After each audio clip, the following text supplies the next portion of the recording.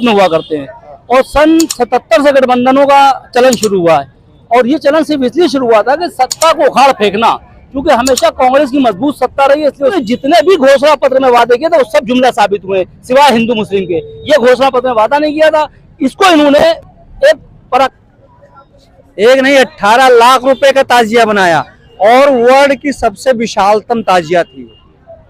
उस पीड़ित है, बच्चा पीड़ित है। जब नौजवान पैसा ही नहीं होगा, पढ़ेगा ही नहीं, तो वो कैसे नौकरी करेगा, कैसे व्यापार करे। दोस्तों, बात होगी इंडिया वर्सेस इंडिया पर।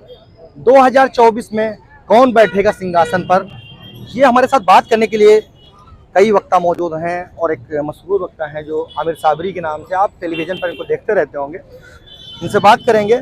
आमिर भाई, पहली बात तो आपने हमारे चैनल के लिए वक्त निकाला, बहुत बहुत शुक्रिया आपका।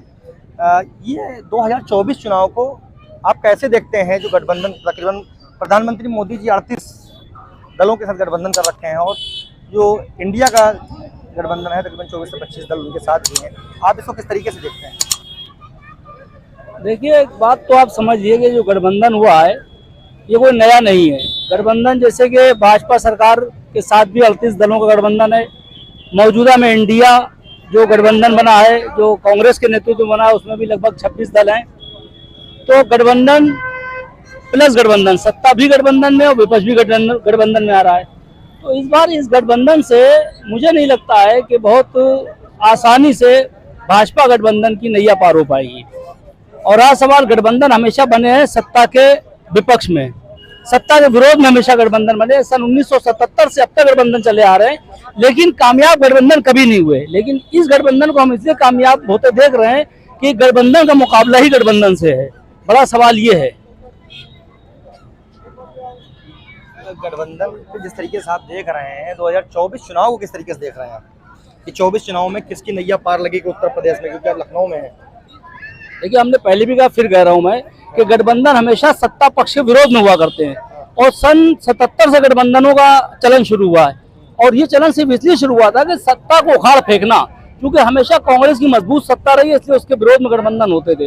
लेकिन ये पहला गठबंधन है जो गठबंधन के मुकाबले गठबंधन आया है, तो इसलिए इस गठबंधन को हम मजबूती से देख रहे हैं। और इसके अलावा बड़ा सवाल ये है कि सत्ता भी गठबंधन में है और विपक्ष भी गठबंधन में आ रहा है, तो ये गठबंधन मुझे लगता है कुछ मजबूत साबित होगा और सत्ता गठबंधन के मुखालफत में, विरोध में इस गठबंधन को अच्छा रिस्पॉन्स मिलेगा, ये मैं ऐसा देख रहा हूँ।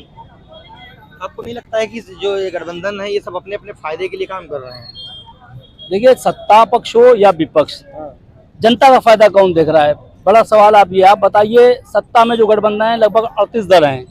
आप बताइए, जब इन्होंने गठबंधन करके सरकार बनाई थी तो उन्होंने बहुत बड़े बड़े वादे 2014 में किए थे कि मैं 2 करोड़ प्रतिवर्ष नौकरियां दूंगा। आप बताइए, 2000 प्रतिवर्ष में यूं तो मुझे रिकॉर्ड दे दीजिए। प्लस उन्होंने कहा था 15 लाख खाते में आएंगे, क्या 15 लाख खाते में आ गए? आप उन्होंने इनका वही एक जुमला नहीं है।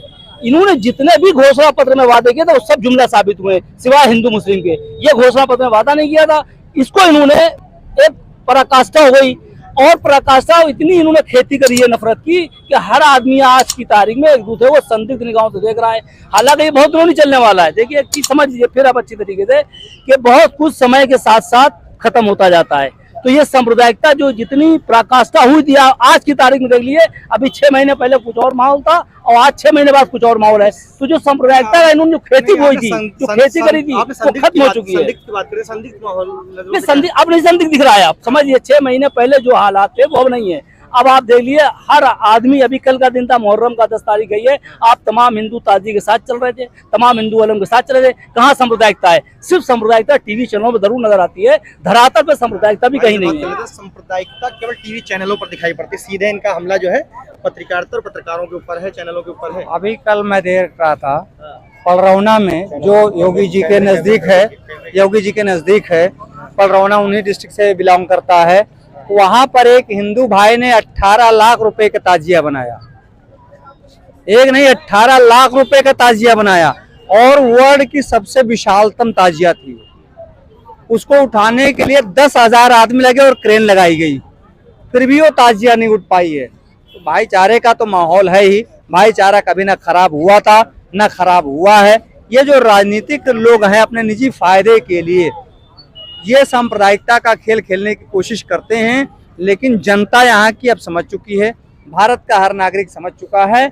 अब ये बिल्कुल नहीं चलने वाला है, जनता मुद्दे की बात करेगी।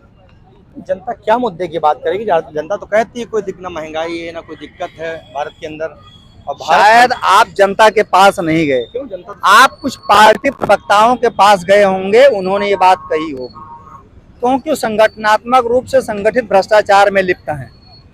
जनता क्यों नहीं है? मैं कह रहा हूं कि हमारे देश में कई 1 करोड़ से ज्यादा बच्चे पढ़ते हैं प्रतिवर्ष, और 95% बच्चे ऐसे हैं जिनकी पढ़ाई मात्र जो है स्कॉलरशिप से हो।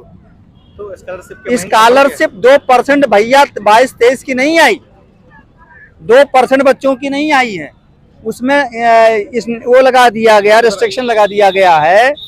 उससे हर पेरेंट्स पीड़ित है, बच्चा पीड़ित है।